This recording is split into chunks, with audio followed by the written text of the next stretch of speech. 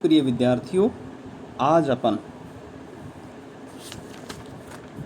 Quantum यांत्रिकी के मुख्य अभिगृहित मेन जो पोस्टुलेट्स हैं उनके बारे में पढ़ेंगे। इनके बारे में अध्ययन करने से पहले मैं थोड़ा सा आपको इस विषय तक लाना चाहूँगा कि अपन इन अवधारणाओं तक पहुँचे कैसे। तो आप मेरी बात ध्यान से सुने। समय अनाश्रित श्रोडिंगर समीकरण को अधिकांशतः हम लिखते हैं बच्चों H psi equal to E Sai. समय अनाश्रित का मतलब ये टाइम इंडिपेंडेंट यानी टाइम पर निर्भर नहीं करती है। ये इसमें टाइम का कोई रोल नहीं है। यहाँ एच अपना हैमिल्टोनियन ऑपरेटर है, साई वेव फलन है जो कि समीकरण में संभव हल है और इसके आइगन फलन कहलाता है। एच साई बराबर ई साई, एच अपना ऑपरेटर है हैमिल्टोनियन ऑपरेटर, और ये क्या बताता है बच्चों अपने को? टोटल एनर्जी, टोटल ऊर्जा बताता है। तो H psi equal to E psi, H operator, psi wave function, E eigen value और साई वही वेव फंक्शन। तो जो ई हुई यहाँ पे ये है अपनी टोटल एनर्जी, टोटल ऊर्जा। किसी भी वेव फंक्शन पर जब हम एच ऑपरेटर अप्लाई कर देते हैं और वो आइगन फंक्शन है तो ई की जगह जो वैल्यू आएगी वो हमारी टोटल ऊर्जा बताएगा और साई हो जाएगा उसका वेव फंक्शन। और एच अपन ने बात कर चुके हैं कई बार, अपन एच है अपना ऑपरेटर, क्या देता है? ये टोटल एनर्जी कैलकुलेट कराता है। यहाँ पर प्रत्येक फलन से संबंधित एक स्वीकृत ऊर्जा स्तर है और तंत्र की ऊर्जा के लिए इसे आइगन मान कहते हैं। साई के निर्धारण को मैक्स बोर ने बताया कि साई एक वास्तविक है, इसमें √-1 नहीं है जिसे अपन आयोटा कहते हैं। आयोटा होता है √-1 जो इमेजिनरी नंबर होता है। और साई स्क्वायर को सूक्ष्म आयतन तत्व जैसे dx, dy, dz से गुणा किया जाता है। ये इंटीग्रेशन के लिए होता है बच्चों। जब हम अपन किसी चीज़ को इंटीग्रेट करते हैं तो इंटीग्रेशन dx लिखते हैं जब x एक्सिस की तरफ करेंगे, इंटीग्रेशन dy लिखेंगे जब y एक्सिस की तरफ करेंगे, और इंटीग्रेशन dz लिखेंगे जब हम z एक्सिस की तरफ लिखेंगे। तो साई उस आयतन तत्वों में उपस्थित इलेक्ट्रॉन की प्रायिकता के समानुपाती होता है।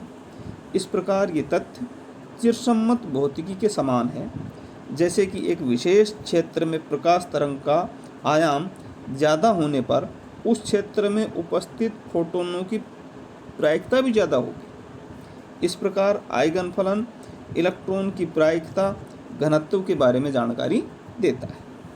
हालांकि एक आइगन फलन को स्वीकार करने के लिए कुछ शर्तें दी गई हैं, इनकी संतुष्टि होना बहुत ज़रूरी है। अगर इनको संतुष्ट नहीं किया तो वो आइगन फलन नहीं कहलाएगा।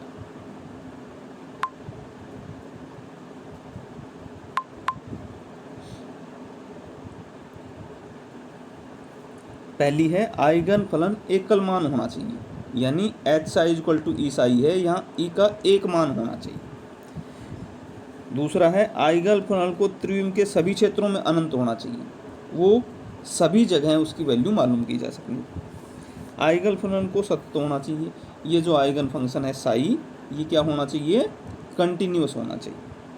अगर डिसकंटिन्यूस होगा तो उस जगह हम इसकी वैल्यू नहीं निकाल पाएंगे। चौथा है आइगन फलन को वर्ग समाकल के योग होना चाहिए।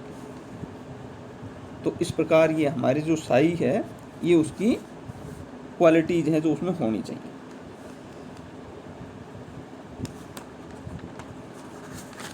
अब अपन आ जाते हैं अपनी पोस्टुलेट्स पर।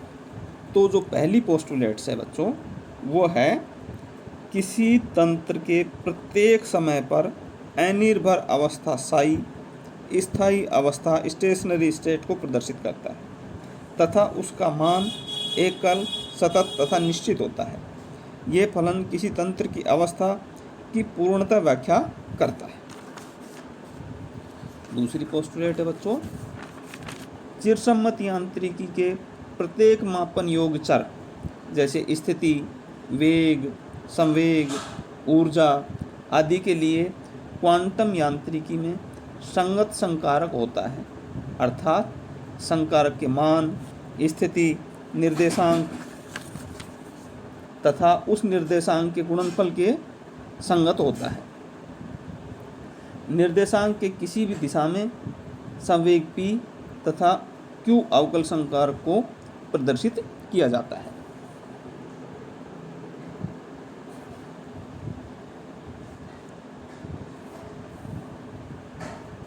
थर्ड पोस्टुलेट है बच्चों, यदि साई एक तंत्र की अवस्था का फलन है और ए मापन योग चर का संकारक है, तो हम इसको लिखते हैं A psi is equal to a Sai.